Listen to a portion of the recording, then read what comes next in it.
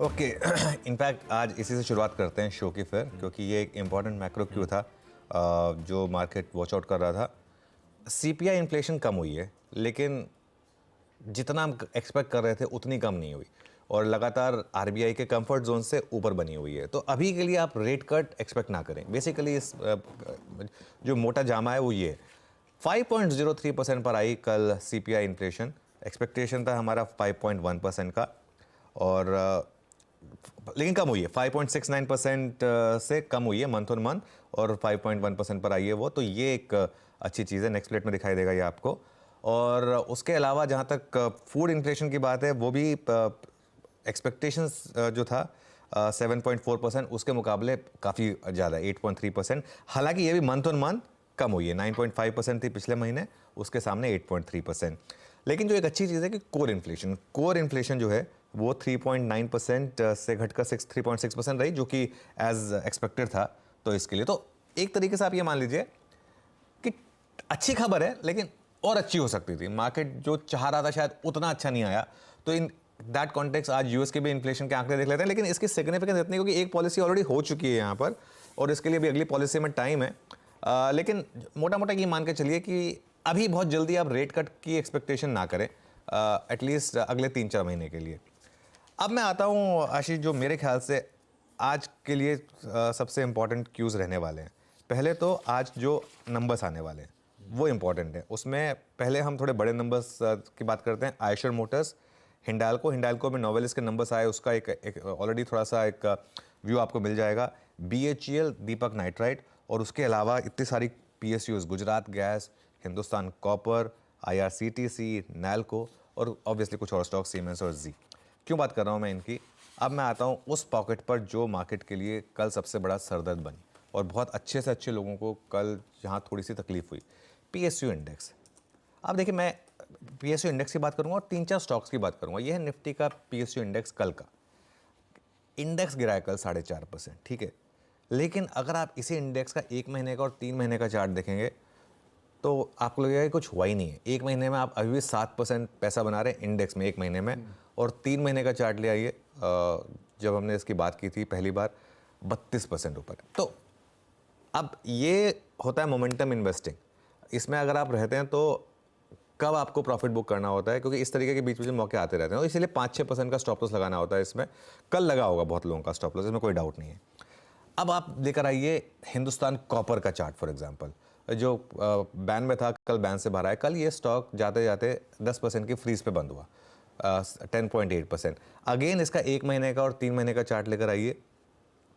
जो बात मैं बताने की कोशिश कर रहा हूँ वो ये है कि आपकी एंट्री प्राइस क्या है पीएसयूज में, ये बहुत इंपॉर्टेंट है। ये देखिए, 3 महीने में आपने फिर भी 50% बनाया, भले ही लास्ट के 1 महीने में आपने खोया है। दिक्कत कहाँ पर है? दिक्कत है अगले 3 पीएसयूज में, जिनके चार्ट्स मैंने स्पेशली बनवाए हैं। पहला है एसजेवीएन। एसजेवीएन का चार्ट लेकर आइए, और यहाँ पर होती है दिक्कत, क्योंकि यहाँ पर ये सारे के सारे होप ट्रेड्स हैं, जहाँ पर नंबर्स की बिल्कुल बैकिंग नहीं है, लेकिन आप एक मान के चल रहे हैं कि ग्रीन एनर्जी, ये सब वो सब, इसकी वजह से कल 20% नीचे था सर्किट, मतलब वो भी इंटरडे दोपहर में सर्किट लग चुका था यहाँ पर। और इसका आप चार्ट देखिए, यहाँ पर लोगों का पैसा जा रहा है। क्यों? क्योंकि यहाँ पर अगर आपने टॉप पे एंट्री बना ली उस लेवल को देख के, तो बहुत बड़ी तकलीफ हुई है। 1 महीने में करीब 10% ऊपर है, 3 महीने में 47% ऊपर है। लेकिन यहाँ पे भी एंट्री प्राइस पे काफ़ी कुछ डिपेंड करता है। ऑलमोस्ट सिमिलर चार्ट है एनएचपीसी का। आई थिंक एनएचपीसी में भी कल 10-12% हम गिरे थे, और उससे पहले भी एनएचपीसी में गिरे थे। तो अब कहने को ये स्टॉक्स 3 महीने में करीब करीब 40-50% ऊपर है, लेकिन एंट्री पॉइंट, हर किसी का एंट्री पॉइंट वो नहीं है। बहुत लोगों का एंट्री पॉइंट जो है वो 2-3 दिन पहले का है। क्यों? क्योंकि हर कोई ना, मुझे याद है मैंने एक वो बीएसटी की वो जो इन्वेस्टर मीट हुई थी, उसमें एक सवाल पूछा गया था, जिसमें किसी ने पूछा था कि आप एचडीएफसी बैंक और कोटक बेच के कुछ अच्छे शेयर लीजिए, एसजेवीएन लीजिए, एनएचपीसी लीजिए। मतलब वो तो लोगों का जो साइकी है ना, वो लास्ट के 1-2 महीने का मुंह देख के आता है। तो इसके लिए यहाँ पे जिसने 1-2 महीने पहले लिया उसको कोई चिंता नहीं है, जिसने 1-2 दिन पहले लिया उसका सीधा 1/3 कैपिटल उड़ गया। तो इसके लिए ये एंट्री बहुत इंपॉर्टेंट होती है। आईआरएफसी फॉर एग्जांपल, और आईआरएफसी में मैं काफ़ी टाइम से वार्न कर रहा हूँ कि आईआरएफसी बहुत ज़्यादा ओवर वैल्यूड हो गई थी वो कंपनी। वहाँ पे देखिए आप आईआरएफसी में किस तरीके के चार्ट बन रहे हैं। ये कल का चार्ट है आईआरएफसी का, 13.5% ये स्टॉक गिरा अगेन। लेकिन आप देखें 1 महीने में 2% ऊपर, और 3 महीने का चार्ट देखिए, 3 महीने के चार्ट में कोई दिक्कत नहीं दिखेगी आपको, 80% ऊपर है अभी भी। तो आप कहेंगे कि क्या दिक्कत? तो सारी की सारी जो बात है ना वो आपकी एंट्री पॉइंट को लेकर है कि आपने एंट्री की कहाँ पर है। अगर 3 महीने पहले आपने एंट्री की है तो आप आराम से बैठे हैं, अभी भी कोई दिक्कत नहीं है। लेकिन हाँ, अगर आपने पिछले हफ्ते एंट्री की है तो दिक्कत वाला मामला है। चलिए देखते हैं आज सरकारी का बिहेवियर। आज क्या कोई कोल इंडिया, कोई स्टील अथॉरिटी अपने डिसेंट नंबर्स, अपने अच्छे नंबर्स पे पॉजिटिव रिएक्ट करता है या नहीं। कल तो पेन में था, कोल इंडिया तो 4-5% गिर गया था। खैर अब आइए आज का सेशन। पहले गांधीनगर से गिफ्ट निफ्टी से संकेत आ रहे वो रखता हूं।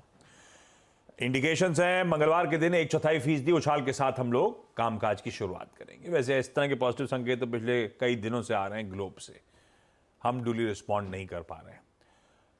आज ध्यान रखिएगा, फिर से हमारे कई सारे एशियन पियर्स सुबह सुबह कामकाज नहीं कर रहे हैं, छुट्टी पे हैं। तो जो खुले हुए हैं उसमें निक्केई, कॉस्पी वगैरह स्क्रीन पर रख दीजिए, बढ़िया मजबूती के साथ ट्रेड हो रहा है। इन मार्केट्स ने वैसे कल का सेशन मिस आउट किया था, लेकिन बढ़िया ग्लोबल अच्छे संकेत हैं। ये मार्केट्स 1 से 2.5% मजबूत है। एशिया बेहतर कर रहा है। यूएस से हैंडओवर जो कल आया था वो मिला जुला था। डाउ चला था तो नैस्डैक ठंडा पड़ा हुआ था, हालांकि बहुत रेंज बाउंड सेशन था कल दिन भर का।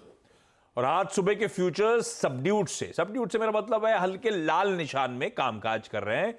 शायद आने वाले इन्फ्लेशन नंबर्स हमारे टाइम के हिसाब से शाम 7 बजे वहां पे इन्फ्लेशन नंबर्स आएंगे, यानी कि उनका मार्केट खुलने से शेड पहले, कुछ समय पहले इन्फ्लेशन का प्रिंट आ चुका होगा। उससे पहले हल्के दबाव के साथ फ्यूचर्स ट्रेड करते हुए, पर नेट संकेत है कैसे, ग्लोबल हैंडओवर है कैसा। ये ग्लोब सपोर्टिव रहा है। ये ग्लोब सपोर्टिव नहीं होता तो लद गया होता भारतीय बाजार। तो अभी कैसा चल रहा है मूड? मूड अच्छा, देखिए ग्लोबल से कोई शिकायत होनी नहीं चाहिए। हाँ। और वहाँ पे आप इंडेक्स तीनों देखिए तो मिक्स बंद हुए, लेकिन कल डाउ ऊपर था, बाकी S&P और नैस्डैक थोड़ा थोड़ा नीचे गए। टेस्ला में वीकनेस थी, उसका असर था वहाँ पे। दिन के दौरान वो भी काफ़ी ऊपर थे। नतीजों इन्फ्लेशन नंबर के अंजार आज शाम को आएंगे। एक्सपेक्टेड है कि शायद 2.9 आना चाहिए। पहली बार ये 3 से नीचे जाएगा 2021 के बाद से, और दिसंबर की तुलना में काफ़ी नीचे जाएगा। 3.4 से सीधे 2.9 आएगा। तो ट्रेजेक्ट्री नीचे की है, मार्केट इसको लेकर के होपफुल है कि ऐसे ही रहेगा। कोई चिंता की बात देखने को वहाँ पे नहीं मिल रही है। बॉन्ड यील्ड भी थोड़ी सी नरम पड़ी है, हालांकि क्रूड अभी भी $82 पे सस्टेन कर रहा है। लेकिन वहाँ के जो स्मॉल कैप और मिड कैप स्टॉक है सुपर आउट परफॉर्म कर रहे हैं। 2% ऊपर कल था पूरे एक हफ्ते में, 6%। उसने इवन S&P को आउट परफॉर्म किया है। तो वहाँ के मिड कैप की अलग कहानी है, अपने यहाँ की अलग कहानी है। तो वहाँ का मार्केट में कोई ऐसी चिंता के बादल नहीं है। आज इन्फ्लेशन नंबर काफ़ी इंपॉर्टेंट होगा, देखते हैं उसके बाद कैसे मार्केट बिहेव करता है। अगर एक्सपेक्टेड लाइन में आया तो क्या रैली कंटिन्यू होती है, या अगर थोड़ा ऊपर नीचे हुआ तो कैसे बिहेव करेगा। लेकिन ग्लोबल क्यूज एकदम परफेक्ट है, वहाँ से कोई दिक्कत नहीं है। ग्लोब से संकेत बढ़िया है, फिर से हैंडओवर अच्छा आता हुआ। हाँ, आज शाम के यूएस इन्फ्लेशन प्रिंट इंपॉर्टेंट, पर जैसे हमारे कूल ऑफ हुए थे ऐसे एक्सपेक्टेड है कि यूएस के भी मंथ ऑन मंथ ठंडे पड़ने चाहिए। तो कुछ इंकरेजिंग सिग्नल ही शायद वहां से आ रहे होंगे, पर let's wait for the numbers. अब आइए आज के ट्रेड सेटअप पे। भाई कल एफआई ने खरीदा, कल कैश में डीआई ने खरीदा, तो फिर मामला गड़बड़ा कहाँ गया? ये हम रिटेल और एचएनआई पैनिक में आ गए हैं क्या? सेटअप कैसा लग रहा है आपको? हाँ, वो तो दिख ही रहा था जिस तरीके से स्टॉक्स जिस तरह के स्टॉक्स गिर रहे थे। अब इसमें क्या होता है ना आशीष, कई बार बहुत लोग बोलते हैं, मुझे याद है हमारी बात भी होती थी इस बारे में कि इतना पैसा आ रहा है, इतना पैसा आ रहा है, स्टॉक गिरेंगे कैसे? कल क्या हुआ उस पैसे का? ये मार्केट में क्या होता है, हर्ड मेंटालिटी होती है। हर कोई ये सोचता है कि स्टैम्पीड हो जाता है, एक बार गिरना शुरू होता है तो सबको लगता है कि मैं पहले निकल जाऊं, पहले बेच दूं, बाद में देखूंगा कि गलत किया या सही किया। कल वो वाला मामला था, जैसा आपने बोला बिल्कुल सही है। कल डीआईएस की तो बहुत बाइंग आई है, करीब 1711 करोड़ की बाइंग है। एफआईएस ने भी थोड़ा छुट्टा खरीदा, लेकिन खरीदा तो 127 करोड़ का। और इंडेक्स फ्यूचर्स में कल थोड़ी सी सेलिंग हो गई 126 करोड़ की। एक तरीके से वो अच्छा है, वरना तो आज मामला और ख़राब हो जाता, क्योंकि अगर चारों इंस्ट्रूमेंट में बाइंग होती, एफआईएस की स्टॉक फ्यूचर्स में बाइंग है 1600 करोड़ की। लेकिन देखिए मामला वैसे ख़राब है, सेटअप भले ही ना दिखाए उसको। इंडेक्स फ्यूचर्स में भी अगर आप देखें तो एफआईएस ने 228 करोड़ बेचे हैं बैंक निफ्टी में और 153 करोड़ खरीदे निफ्टी फ्यूचर्स में। अच्छा, लॉन्ग शॉर्ट ज़्यादा चेंज हुआ नहीं, तो इसके लिए मैंने उसकी बात नहीं की आज। इंडिया विक्स पर ध्यान रखें, कल इंडिया विक्स 3% ऊपर है 16.06 पर, ठीक है। अब मैं बताता हूँ क्यों 4% ऊपर हुआ इंडिया विक्स। इंडिया विक्स का एक महीने का चार्ट दिखा दीजिए, कल का चार्ट है आपकी स्क्रीन पर, 4% ऊपर है। ये चार्ट देखिए आशीष, ये चार्ट कुछ कह रहा है आपको। इंडिया विक्स का 1 महीने का चार्ट, 16.5% वॉलेटिलिटी इंडेक्स भागा है, जो कि एक डर का इंडेक्स है। हमारी रेंज रही है इंडेक्स की, विक्स की 12 से 18 की, ठीक है। ये 18 की तरफ अगर बढ़ा तो मार्केट में करेक्शन के चांसेस बढ़ जाते हैं। तो इसके लिए ये इस जोन से रिट्रैक्ट होना इसका ज़रूरी है इंडिया विक्स का। 1 महीने का अगर थोड़ा सा लंबा खींच देंगे तो और आई थिंक क्लियर हो जाएगा, क्योंकि जो हमारी इंडेक्स की जो विक्स की रेंज रही है वो और थोड़ी क्लियर हो जाएगी। ये 3 महीने का चार्ट है, देखिए करीब करीब 43%। तो एक 12 पे बॉटम बनाने के बाद अब ये बढ़ रहा है हायर रेंज की तरफ। 18 एक हमारा एक वो होता है बेंचमार्क होता है फियर का, 18 नहीं क्रॉस होना चाहिए इंडिया विक्स में, इस पर ध्यान रखें बस। अच्छा, इसमें एक चीज़ होगी, अब हम जनरल इलेक्शन की तरफ बढ़ेंगे तो थोड़ा सा विक्स उसकी वजह से ही बढ़ता है, क्योंकि लोग क्या करते हैं, अब लोग यहाँ से एक बार जैसे अब मार्च में एंटर करेंगे, मई के ऑप्शंस बहुत एक्टिव हो जाएंगे मार्च में एंट्री करते ही, क्योंकि वो इलेक्शन का जो आउटकम होगा उसके हिसाब से लोग अपने आप को पोजीशन करना शुरू करेंगे। तो ये भी एक फैक्टर इंडिया विक्स में, लेकिन ये बढ़ रहा है थोड़ा, इस पर ध्यान रखें आप। ये मेरे ख्याल से जहाँ तक सेटअप में आज मैंने एक अलग से चीज़ जोड़ी है, put call ratio 0.85 versus 0.99 oversold, लेकिन बॉटमिंग आउट वाला नहीं है। बॉटमिंग आउट वाला होता है हमारा 0.6 0.7 वाला, 0.85 पर है, तो अभी भी गुंजाइश है मार्केट की थोड़ा सा और गिरने की। F&O बैंक 2 स्टॉक्स ऐड हो गए कल, ABFRL और बंधन बैंक, और एक स्टॉक एग्जिट हो गया UPL। तो ये इंटरेस्टिंग होगा। और ऑलरेडी बहुत स्टॉक्स हैं बैन में, अशोक लेलैंड और बलरामपुर, बायोकॉन, बड़े बड़े स्टॉक्स हैं। हिंदुस्तान कॉपर, कल लग रहा था एक बार के लिए हिंदुस्तान कॉपर आ जाएगा बैन से बाहर, नहीं आ पाया। India cement, Indus tower, PNB, SAIL, जी, तो बहुत सारे स्टॉक्स बैन में हैं। नेट जो सेटअप है उसको न्यूट्रल विद नेगेटिव बायस लेकर चलेंगे। Okay, setup neutral, largely negative bias. US के बाजारों से संकेत ठीक है, लेकिन थोड़ा सा कॉशन का अंडरटोन आता हुआ आज शाम के इन्फ्लेशन के नंबर्स से पहले। अब ये निफ्टी की कल की चाल आपकी स्क्रीन पर है, बढ़िया ग्लोब के संकेत थे, पर सुबह ही मेंशन हुआ था जितना गिफ्ट निफ्टी दिखा रहा होता तो खुलना ही नहीं चाहिए, और ये बाजार को लेकर तमाम कंसर्न्स कल ही हमने सुबह हाईलाइट किए थे, और वो ब्यूटीफुली प्ले आउट हुआ, और एक्चुअली सारे समीकरण दिन के दौरान बिगड़ते ही चले गए निफ्टी के। पर आपने निफ्टी के लिए अपफ्रंट मेंशन कर दिया आज एसिड टेस्ट का दिन, तो तीनों पैरामीटर तो याद हो गए मुझे। अब लेवल्स क्या वॉच आउट करने, अप्रोच क्या रहेगा, क्या देखूं स्क्रीन पे? बिल्कुल, देखिए आज एक बार के लिए मुझे लग रहा है मार्केट में थोड़ी सी रैली हो सकती है, क्योंकि कल बहुत ज़्यादा शॉर्टिंग हो गई मार्केट में। प्लस आज क्यूज ओवरऑल अच्छे हैं, FI की बाइंग है, सब कुछ है, तो थोड़ा सा नंबर्स अच्छे हैं, थोड़ा सा पैनिक थोड़ा सा कम हुआ है। मंगलवार भी है, नॉर्मली थोड़ी सी पॉजिटिविटी के साथ शुरुआत तो होती है।